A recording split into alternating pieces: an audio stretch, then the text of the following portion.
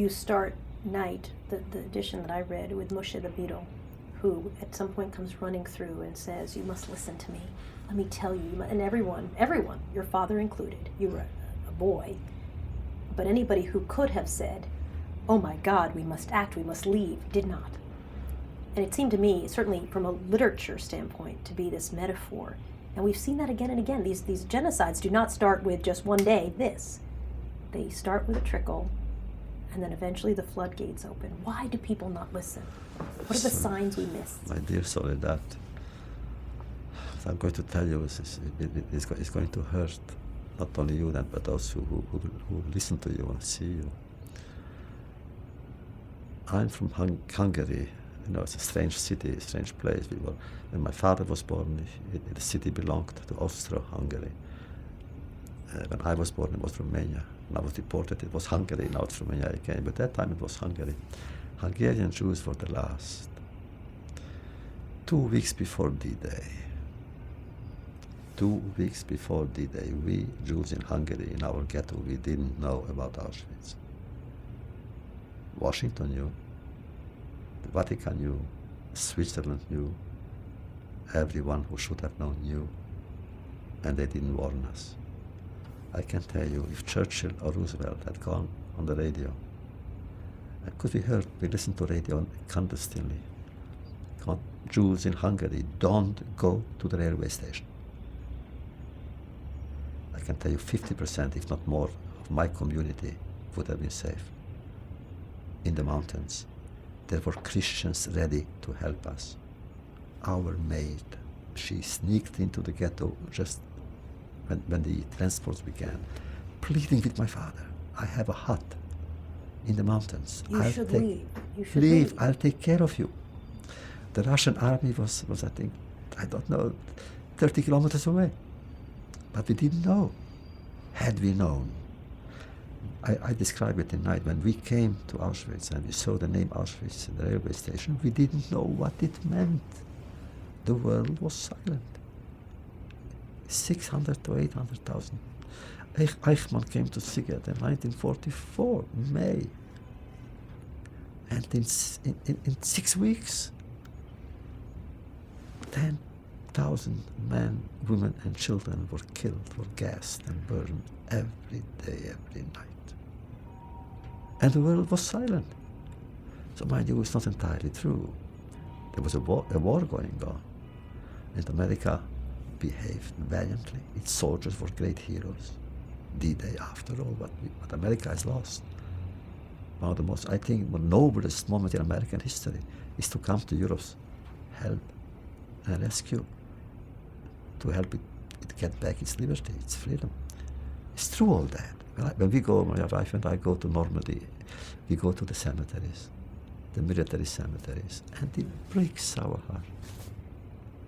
16-year-old kids, 18-year-old kids who came there to die, to liberate cities or villages whose names they never heard of. But then also pride. Look what we have done. True. But when it came to help the Jews there, the world was silent. So therefore, when I am angry, I'm angry at those who knew and didn't warn us. A massive failure of leadership. Absolutely. In the community where at every step it's, well, it'll be okay. It'll be, now we're doing this, but this'll be, it's not so bad, could be worse. At what point do we, as outsiders to some of the worst genocides and tragedies that are happening now, how do we get involved? Because the leadership has access to that information sometimes, but there's a mass that does not. Number one, unmask evil. Name it where it is and when it is. And don't give evil a second chance. Our only possibility of hope would be then immediately to fight it. Don't wait until it becomes a huge massacre. Because it's true, there are forebodings. There are signs everywhere. That's why we could have saved people from Rwanda. And when Cambodia began, 1,800,000 were killed. It's true, it was Cambodians, but nevertheless. How come? And we didn't know. Some people knew. What did we do? Nothing. What about Darfur today, while we are talking? Some 1.5 million uprooted people? What about the children who die to this day because of hunger or disease or violence? If anyone had told me in 1945 that in my own lifetime there will be children who die of these situations, I would have shouted, "Are you crazy? It's impossible." So therefore, the moment it begins, recognize the beginning and fight. Strangely enough, there is some kind of spark of hope, not hope, in our story too. It means, the killers wanted to dehumanize the victims, and in doing so, they dehumanized themselves. The victims died as human beings, and I've seen myself. I've seen generosity. I've seen compassion there. That a person would give his bread to somebody who was hungrier than he. A father who gave his bread to his son, and the son to his father. It was my case. I lived with my father. We gave each other whatever we had. So the enemy did not succeed in robbing us of our humanity. Who did you write the book for? Yourself? The other victims? Those who did not survive? The audiences who'd read it later? Generations later of audiences who would read it later? Well, in the beginning, really, I wrote it. We had to write it. I wrote it for myself, being sure that I wrote it. It means I did my work as a witness. But then, again, I addressed it to other survivors, telling them, what I have done, you must do. Bear witness, speak, write, give your notes, give your thoughts. There was no reason for my survival.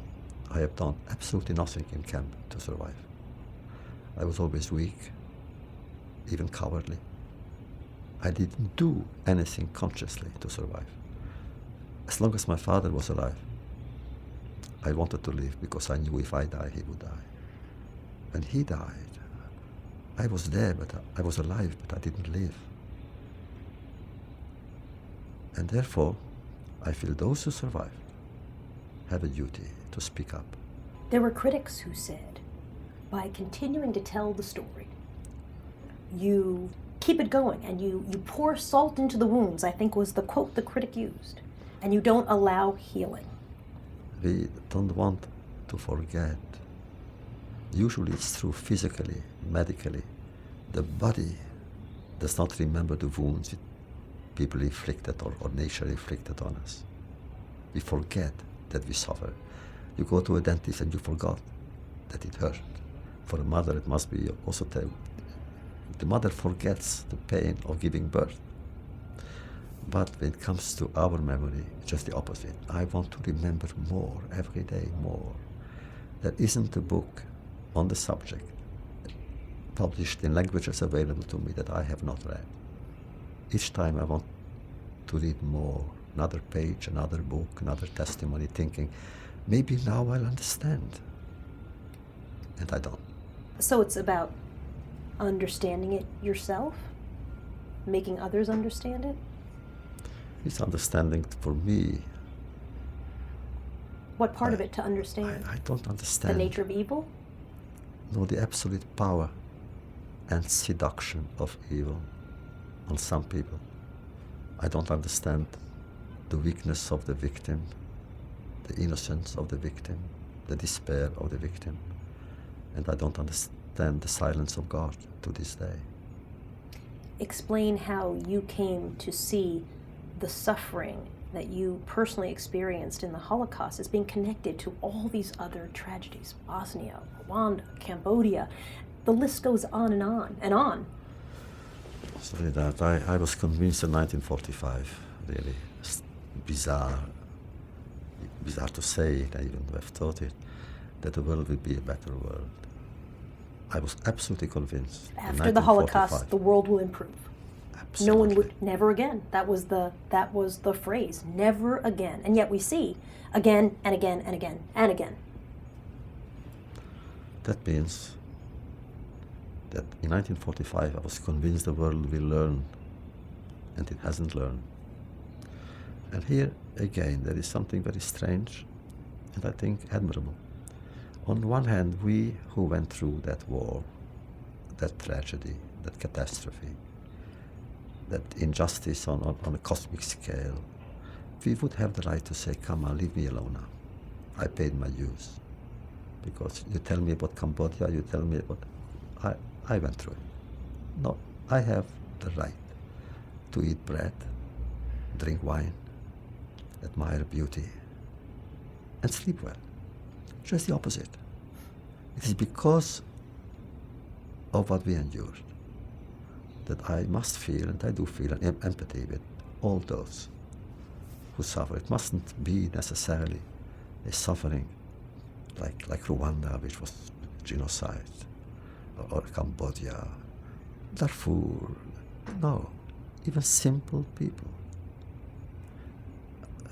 When someone suffers, and I know about it, and I remain indifferent, I condemn myself. But you also challenge the indifference of others who are not survivors of any of the above. People like me and other civilians who are just working and doing and living in prosperity, who can have our bread and drink our wine. Why? What's our role too? To learn from us, with us and from us, that indifference is never an option. It's never the beginning of a process. It is the end of process. Indifference we have seen during the war in Auschwitz. When a person became what they called in Auschwitz a Muslim for reasons that have nothing to do with actuality, a person would lie down, covered with a blanket, feeling nothing. No hunger, no thirst, no fear, no pain. The person was dead, but didn't know it. He was a victim of indifference. And therefore I say ultimate indifference is the worst that can happen to a human being. So I spent years and years of my life really speaking about it everywhere. Once I was invited by President Clinton to come to the White House and give, in the year 2000, I think, or 99, what he called the Millennium Lecture. And I entitled it The Perils of Indifference. And when I finished, there were a few questions, and one lady got up and she said, Professor Wiesel, you speak of indifference. I am from Rwanda. And she sat down. So I turned to the President. I said, Mr. President, please answer. Because you know very well that we could have saved from 600,000 to 800,000 men, women, and children. He Why? said it was one of the biggest regrets in his presidency that he did not act. He said it then. I said, why didn't we? And then he blushed, naturally. He's a sincere man. He said, it's true. We could have and we didn't, and therefore I went to Rwanda, he said, to apologize in my own name and in the name of our country, but I promise you, it will never happen again. Why is the fight for the right for a victim to be heard so critical? The victim has all the rights over me who is not a victim. The victim has enough problems with his or her victimhood, and therefore it's our duty actually to do something with that victim at that moment to help him or her overcome that appeal, and the appeal that may come from themselves to despair. If the victim despairs, it's only because of me. Just as hope is only what one person can get from another person, that is true from despair as well. I don't want the victim to lose hope. And there, what I can do is incommensurable. I can simply send a word, a gesture, a smile, or take his or her hand and say, look, you are not alone. You are not forgotten. Somebody remembers you. They care for you. And your pain touches me, challenges me. I must respond. If I'm a witness to a witness, I become the witness. That's a responsibility that I, being your average citizen, has. Absolutely. That means to listen to a witness. That means to read a witness's testimony, to hear his or her voice, or even to watch a witness behave in a certain way at a certain moment makes the person who watches us a witness. And that means the obligation of a witness is to be truthful. After all, we cannot betray truth.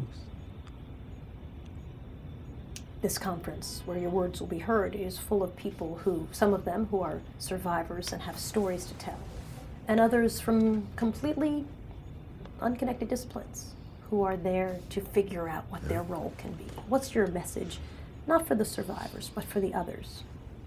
First, for the survivors, really, that I hope they know of my companionship for them and with them. Whoever they are, I'm on their side. And for those who came, I have a sense of gratitude. Thank you for listening. Thank you for being with us.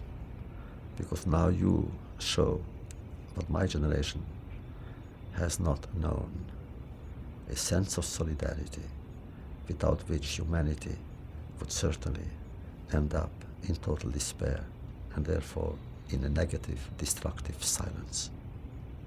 Silence is also a concept that can be used well in art, but not in life. Not in life. To be silent when somebody needs my words would be a betrayal of my own words, of my own silence, of my own life. Is man inherently good or evil? Will the fight for justice go on forever, and the fight for hearing the victims, all these tragedies, will it just continue? Or is there a point where you say, we can win? Is it a battle that can be won? Everything that is in us. And what we can do is choose rightly, intelligently, with sensitivity. But the choice is in our hand.